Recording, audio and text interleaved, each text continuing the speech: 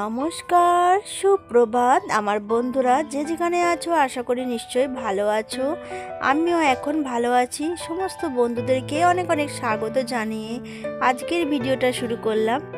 সকালে ঘুম থেকে উঠে আগে হাজব্যান্ডকে রান্না করে দিয়েছি, তারপর বাড়ির সমস্ত কাজকর্ম সেরে এই যে স্নান করে পুজো করা হয়ে গেছে আমার। এরপর আমি এখন বের হয়েছি ছেলেকে নিয়ে স্কুলে, মানে বোর্ড এক্সাম হচ্ছে, দিতে নিয়ে যাচ্ছি।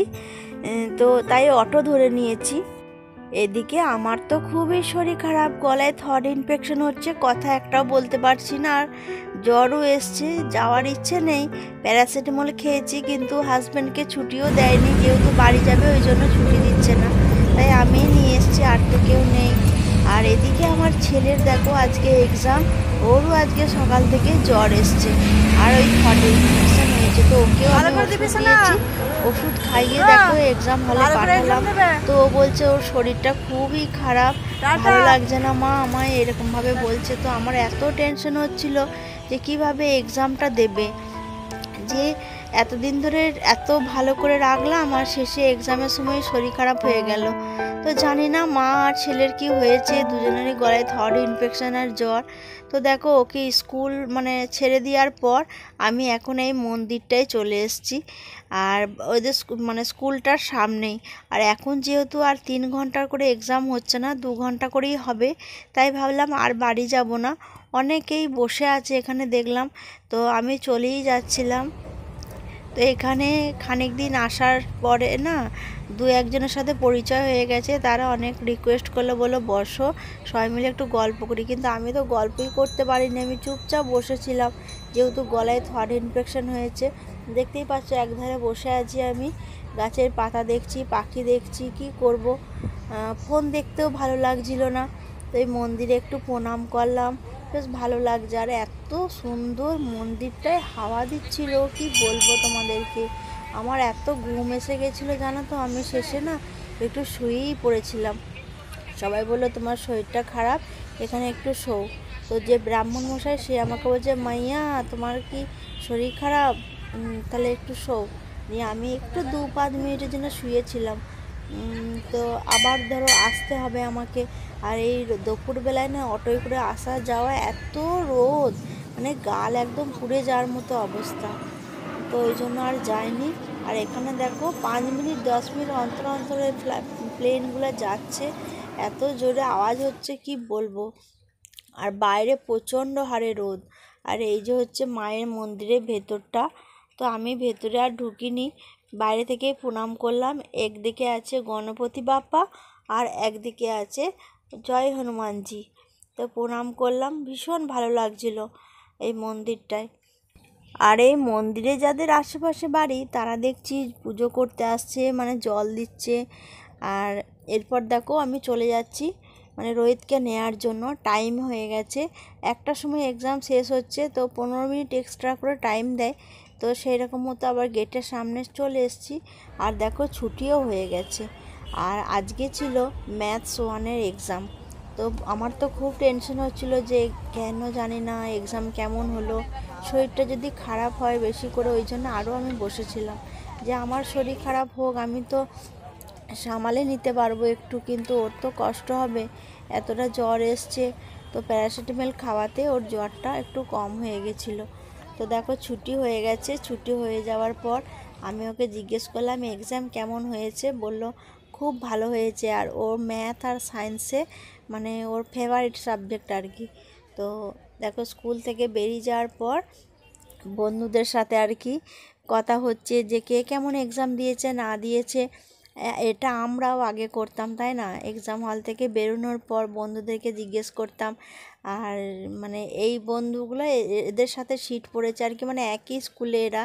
আর এদের এখানে না সারনেম অনুযায়ী মানে সিট পড়ে, আমার ছেলের যেহেতু জি দিয়ে ঘোষ টাইটেল, তো ওই জন্য এই স্কুলে পড়েছে, যাদের যেমন সারনেম অনুযায়ী টাইটেল সেই রকম অনুযায়ী স্কুলে সিট পড়েছে, এখানে এটাই নিয়ম। তো দেখো অটো ধরে নিয়েছি, অটোর জন্য অনেকক্ষণ ধরে ওয়েট করছিলাম, যেহেতু মানে সবাই ধরে ছুটি হয়েছে, অটো আসছে আর চলে যাচ্ছে। তো ফাইনালি অটো পেয়েছি, অটো ধরে নেওয়ার পর অটোতে বসার পর কী যে অবস্থা, এত জোরে মানে লু বইছে, গাল দুটো পুড়ে যাওয়ার মতো অবস্থা, মনে হচ্ছে যেন গালে কেউ আগুন লাগিয়ে দিয়েছে। তো দেখো ওখান থেকে আসার পর আমরা খেতে বসে পড়েছি। তো ফুলকপি আলু মটরশুঁটি কলা দিয়ে একটা সবজি করেছিলাম, বাঁধাকপির সবজি, ডাল আর মাছের রসা করেছিলাম। তো ছেলে তো কিছুই খেয়ে যায়নি সকালবেলাতে, যেহেতু ওর জ্বর এসেছিলো, তো ওর পাপা মেন্দু বড়া এনে দিয়েছিল, সেভাবে খায়নি। তো এখনও ভাত দিয়েছি, ও কিন্তু মানে এই যে ভাত দিয়েছে তার অর্ধেক কটা খেয়েছিল। আর গলাতে খেতে তো খুবই অসুবিধা হচ্ছে। তো এখন কিন্তু আমি বেরিয়ে পড়েছি আবার। আমার ছেলের আচানক প্রচণ্ড জোরে আবার জ্বর এসছে আর গলায় প্রচণ্ড ব্যথা, কান্না করছে। ওই জন্য বাবাকে ফোন করেছিলাম, ও বলল তুমি চলে যাও, ডাক্তারকে আগে নাম লিখিয়ে দাও, তারপরে আমি ওকে নিয়ে যাব। আর আমরা যে ডাক্তারকে দেখাই, এই ডাক্তার আর কি ওই 6টা সাড়ে 6টার সময় আসে, ওনাকে তার আগে নাম লেখাতে হবে।